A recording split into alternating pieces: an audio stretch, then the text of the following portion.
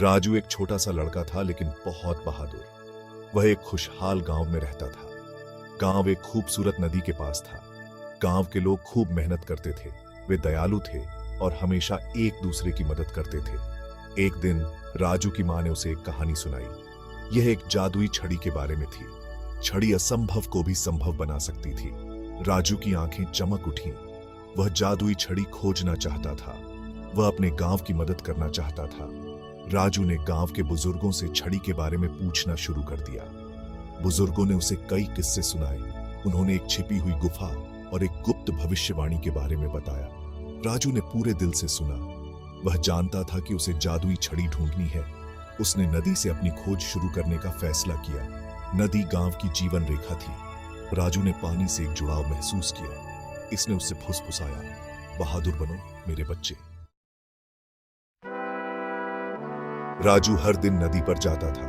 वह जादुई छड़ी के किसी भी निशान को ढूंढता रहता था। उसने नदी के किनारे की तलाशी ली, यहां तक कि वह ठंडे पानी में भी गोता लगाया, लेकिन छड़ी कहीं नहीं मिली। एक दिन उसे एक चट्टान पर एक पुराना शिलालेख मिला। यह भविष्यवाणी थी। यह एक शुद्ध हृदय वाले लड़के के बारे में बताया। लड़के को जादुई छड़ी तब मिलेगी जब उसे इसकी उम्मीद नहीं होगी। राजू उलझन में था। भविष्यवाणी का क्या मतलब था? वह नदी किनारे बैठा सोच रहा था। जैसे ही सूरज डूबने लगा, उसने कुछ चमकता हुआ देखा। पानी से एक तेज रोशनी निकली। कांपते हाथों से राजू ने रोशनी की ओर हाथ बढ़ाया। यह एक साधारण लकड़ी की छड़ी थी, लेकिन यह एक गर्म जादुई आभा से चमक रही थी। राजू जानता था कि उसे वह मिल गया है जिसकी उसे तलाश थी। चमकती छड़ी की खबर पूरे गांव में फैल गई। लोग राजू के इर्द गिर्द जमा हो गए। उनकी आंखें आश्चर्य से भरी हुई थीं। राजू ने जिम्मेदारी का एहसास किया। वह जानता था कि उसे छड़ी का इस्तेमाल समझदारी से करना होगा।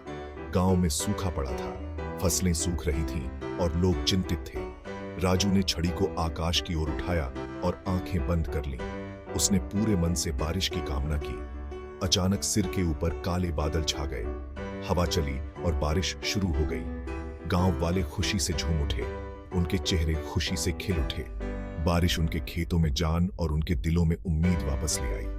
राजू ने बीमारों को ठीक करने और जरूरतमंदों की मदद करने के लिए छड़ी का इस्तेमाल किया।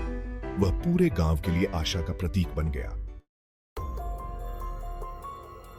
भाग 4, राजा का बुलावा।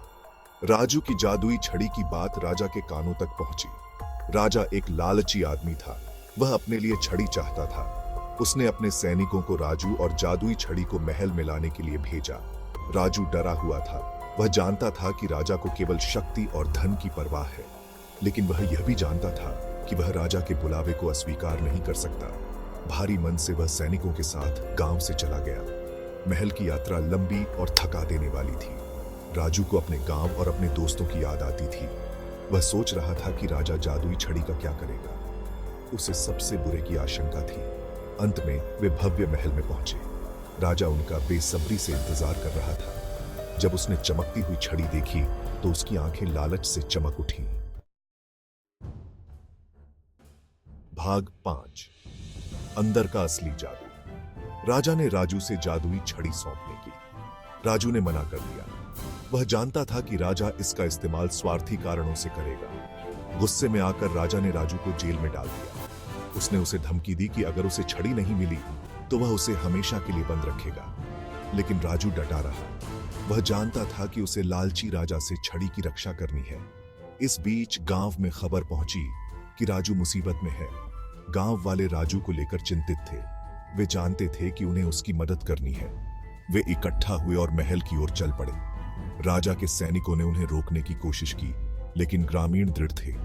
वे महल के फाटकों को तोड़कर राजा के सामने आ गए।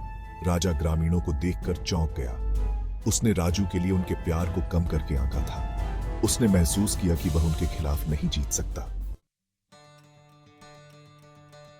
भाग 6, एक नई सुबह।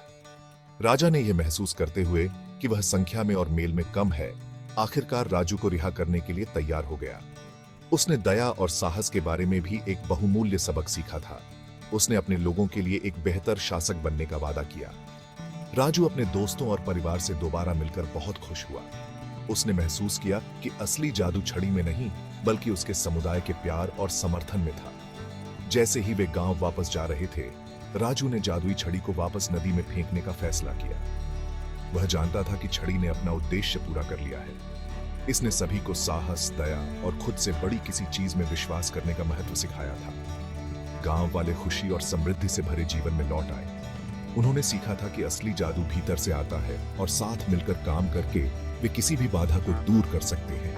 राजू और जादुई छड़ी की कहानी पीढ़ी दर पीढ़ी चली आ रही है, जो उन्हें याद दिलाती है कि उनमें से सबसे छोटा भी फर्क ला सकता है।